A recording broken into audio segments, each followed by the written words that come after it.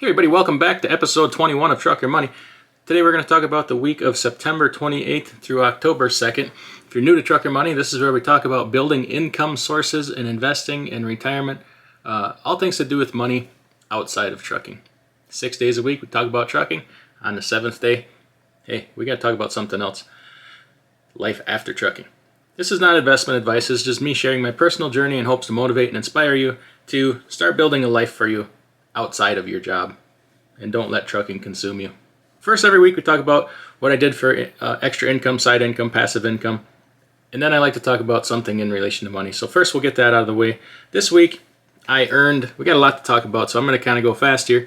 This week I earned about $1.50 off the Mudflap app. If you haven't checked that out, go check that out. Use promo code DIYSemi, get $10 credit on your account after your first fueling. Earned a couple dollars off of YouTube. Just kind of getting started there, so hopefully things improve there. Had some rent come in from some rental real estate for the month. And then now let's talk about what dividends came in and what happened there. So we got one raise this week, and that was Honeywell. Honeywell increased their dividend 3.3%. Well, 3.33%. Just for being a loyal shareholder. Didn't have to do anything to earn that. So we got a raise there. Now, who paid this week? Well, first off, I did something I don't do often. I sold something. Last week I mentioned I was going to get out of the ETF SDY because the expense ratio and fees were too high, in my opinion, for an ETF. So I sold that, and I transferred it over into one of my mutual funds, Fidelity Balanced Fund. And that also has a little bit higher fee, but at least that's a managed fund, so I'm getting something for that. And I also used the Fidelity Balance Fund to kind of balance out my individual stock positions so that I don't get out of allocation. Now, who paid this week? BP paid a yield of 7.05%. Pepsi paid, a yield of 3.06%. Kimberly-Clark paid a yield of 2.92%. LTC Properties paid yield of 6.78%. And the utility PPL paid at 6.18%. So it was a pretty good week for passive income. Had many different sources come in here, and also a pretty decent dollar amount for myself. Now, what I want to talk about here is the game of Monopoly. This is somewhat metaphoric, but not really. It's a true testament to the game of Monopoly and everything that it can teach you.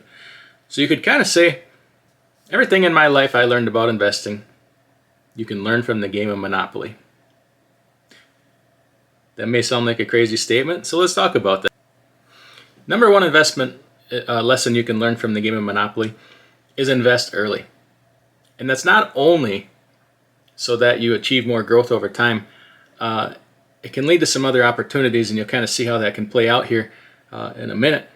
The first time around the board, some people just run around the board, they don't buy anything, they collect the go, $200 every time they pass go. They don't buy anything. Later in the game, which will be later in life, it really starts to play into things, and you can see why that's a mistake. My first trip around the board, I try to buy everything I land on that I can afford. Okay, number one, because then you get started investing early, and number two, you're seizing opportunity that later on somebody come in and snatch out from underneath you. If you pass on all these opportunities the first time around the board, there's only so many properties on that board to go around, and somebody else is gonna buy those up, and you're gonna end up paying them rent for the duration of the game or the duration of life. Now, the second lesson that can be taken from the game of Monopoly is that buying something popular or buying something that is expensive does not necessarily equal value. And what do I mean by that? Well, if you look around the Monopoly board, what's the most expensive properties? The blue ones, Park Place and Boardwalk, right? But those are not the most valuable properties in the game of Monopoly. Statistically, the highest value properties are the green ones and the orange ones. Okay? But they're not the most expensive. So kind of let that be a lesson of don't let price dictate value to you. Just because you're paying more for something doesn't mean you're getting more. Sometimes you do. Sometimes you will way overpay to get a valuable property or a valuable investment. But sometimes it's worth it. Because sometimes, usually, quality wins out. Now, quality doesn't always mean that you're paying the most. You're not paying the most for the green property or the orange properties. You're paying less than the blue ones. But they're not as popular.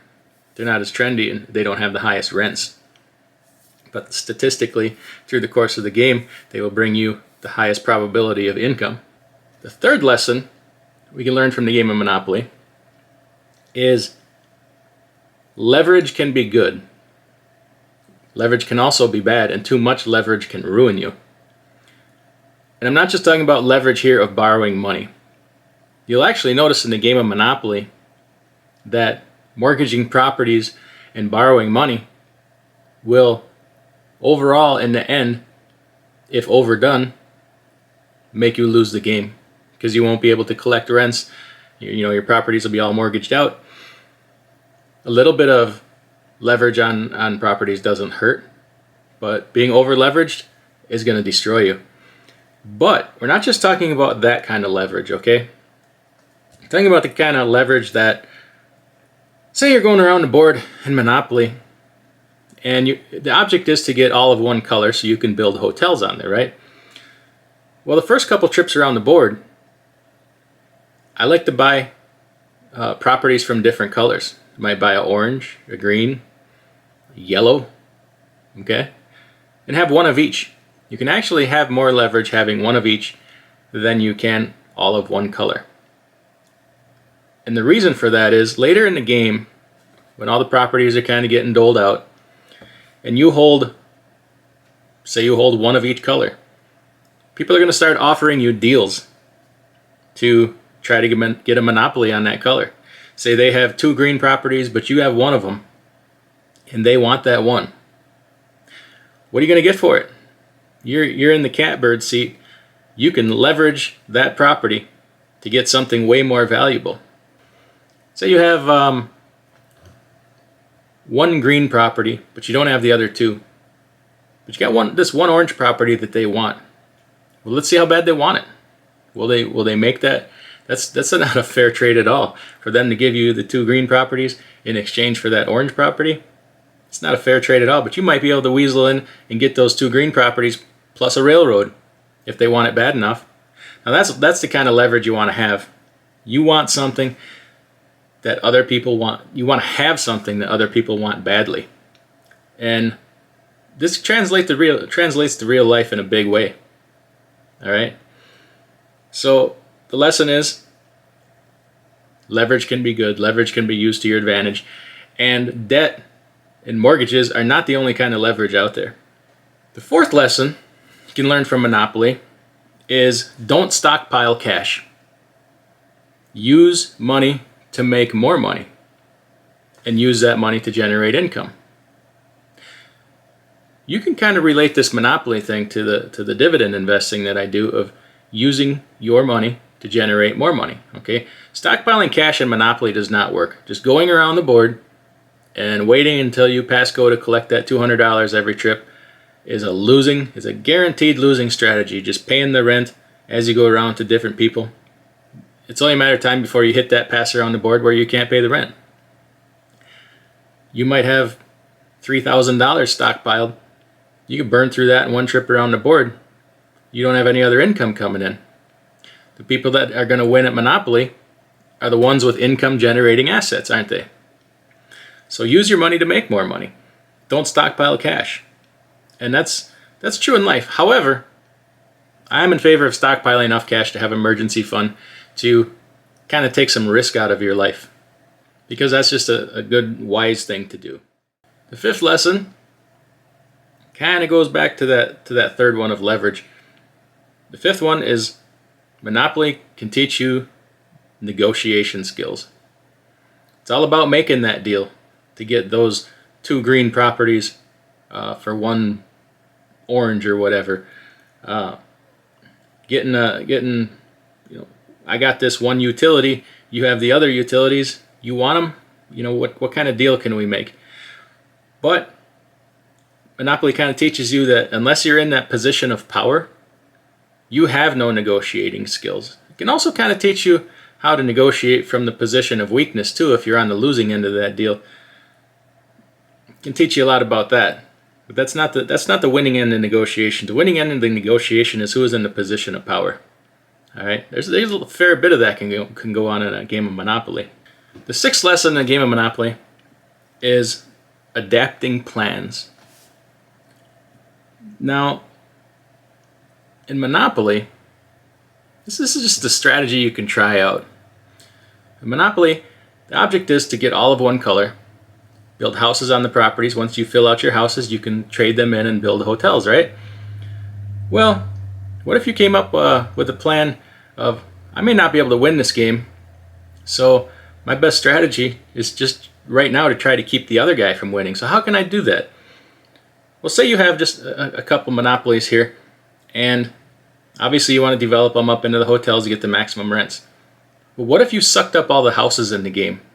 You just left your properties at houses rather than upgrading to the motels. There's only so many houses available in the game. If you just kept all your properties at houses, there would be no houses left available for the other people in the game to buy so that they could fill up their properties to upgrade them to hotels. So you're not necessarily, you may know I'm not going to win this game, but I can damn sure keep this other guy from winning, right? You can do something like that. Don't make those houses available to the other opponent. And that kind of applies to life. You can do things like that. Hoarding, yeah, hoarding doesn't work long term.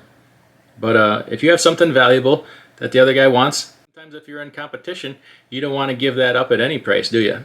So that's just kind of some short, brief lessons. There's probably more lessons to be had from this game than what I'm touching on here, but you can learn a lot. Some people could say everything you need to know about money you can learn from the game of Monopoly.